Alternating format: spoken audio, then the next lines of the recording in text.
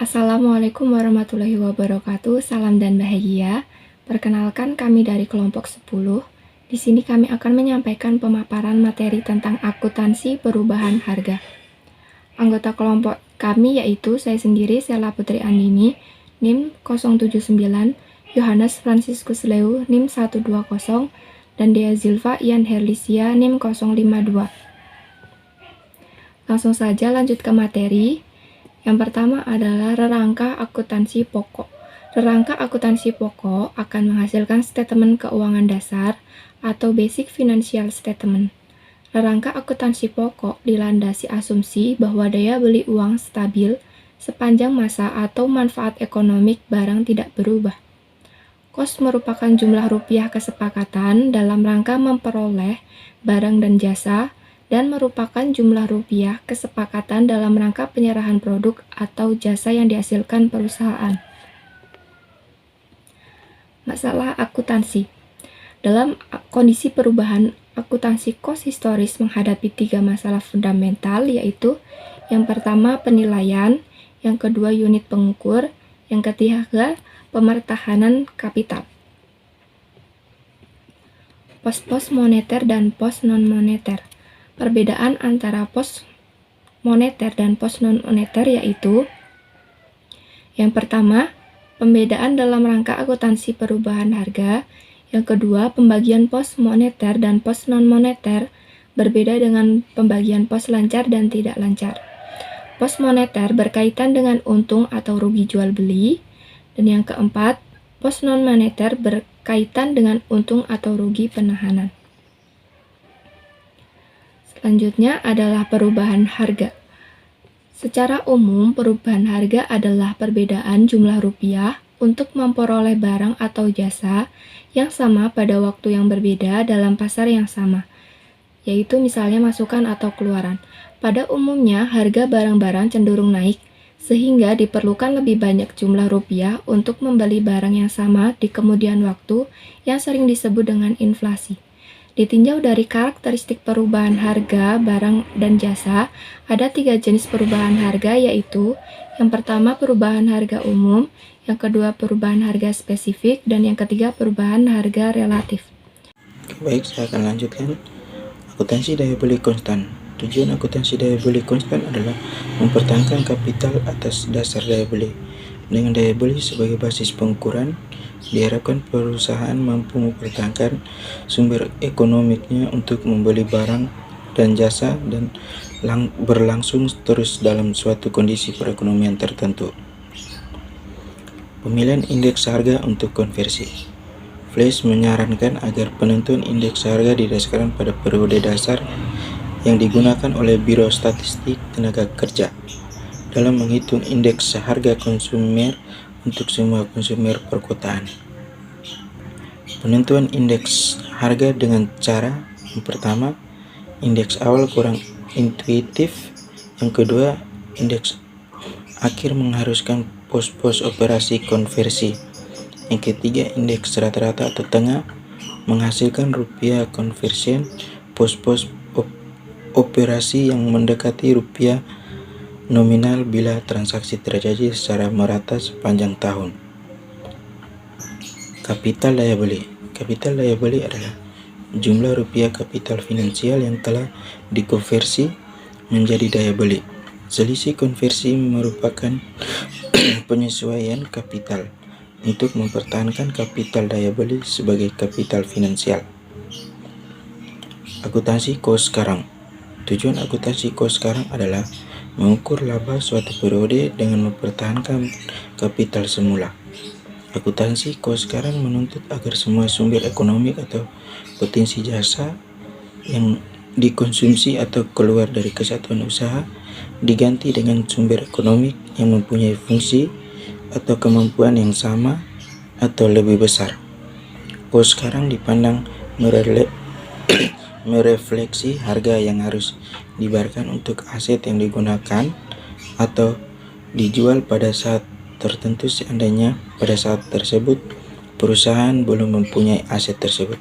Selanjutnya akan dibacakan oleh teman saya. Dasar pengukuran kos sekarang. Konsep penilaian aset yang masuk dalam pengertian kos sekarang dalam arti luas yaitu yang pertama kos pengganti, yang kedua nilai jual sekarang, dan yang ketiga nilai terrealisasi harapan. Kos sekarang dan pemertahanan kapital. Akuntansi kos sekarang dilandasi konsep mempertahankan kapital. Perubahan harga aset yang ditahan selama suatu periode menimbulkan untung atau rugi penahanan. Perlakuan untung atau rugi penahanan bergantung pada jenis kapital yang dianut.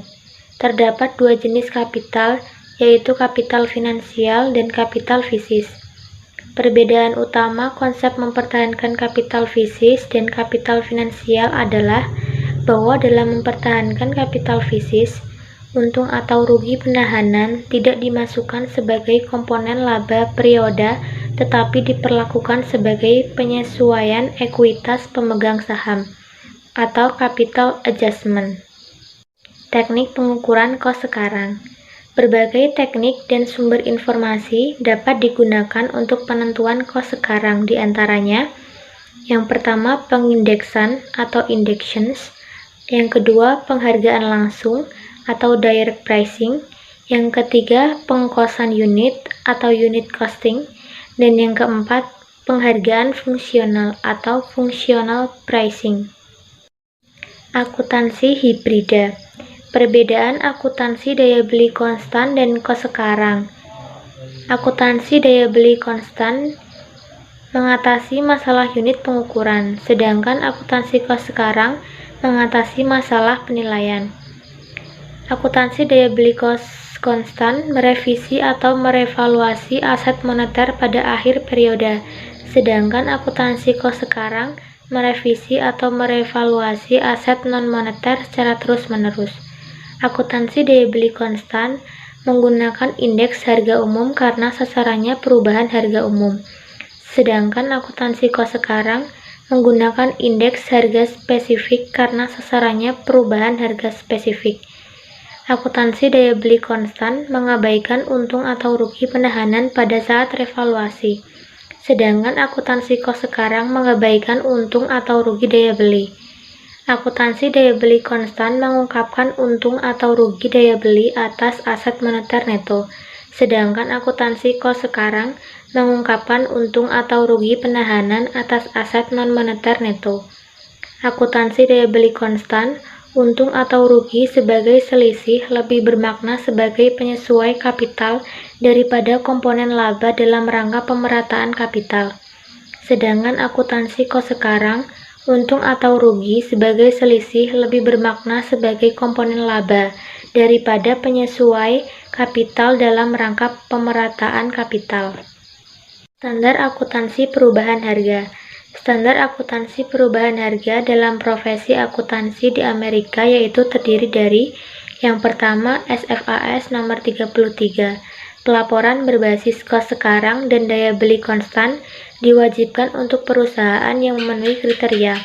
Yang kedua SFAS nomor 82. Hanya pelaporan berbasis kos sekarang diwajibkan. Dan yang ketiga SFAS nomor 89. Pelaporan pengaruh perubahan harga hanya bersifat anjuran. Model akuntansi dan implementasinya. Suatu model akuntansi perubahan harga ditentukan oleh kombinasi tiga faktor. Yang pertama, dasar penilaian, terdiri dari kos historis, kos sekarang, dan nilai keluaran. Yang kedua, skala pengukuran, terdiri dari nominal atau daya beli. Yang ketiga, jenis kapital, terdiri dari finansial atau fisis. Model 1, berbasis kos historis dengan skala pengukuran nominal untuk kapital bersifat finansial. Model 2, besarnya untung atau rugi daya beli suatu periode ditentukan oleh indeks harga yang dipilih sebagai basis. Model 3, kos sekarang sebenarnya adalah kos sekarang pada saat penjualan. Model keempat, model ini merupakan model hibrida, yaitu penggabungan akuntansi daya beli konstan dan akuntansi kos sekarang yang semula berdiri sendiri. Model 5, model ini sama dengan model 3, tetapi jenis kapital yang diukur adalah fisis.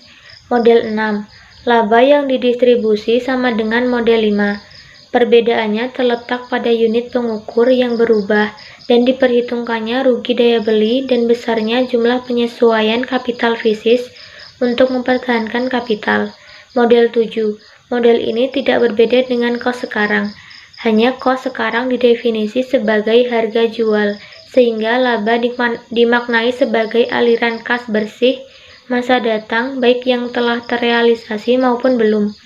Model 8.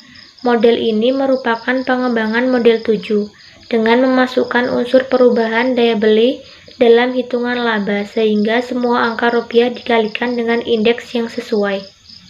Baik, sekian pemaparan materi yang dapat kami sampaikan. Apabila ada kekurangan atau kesalahan, kami mohon maaf. Kami akhiri. Wassalamualaikum warahmatullahi wabarakatuh. Salam dan bahagia.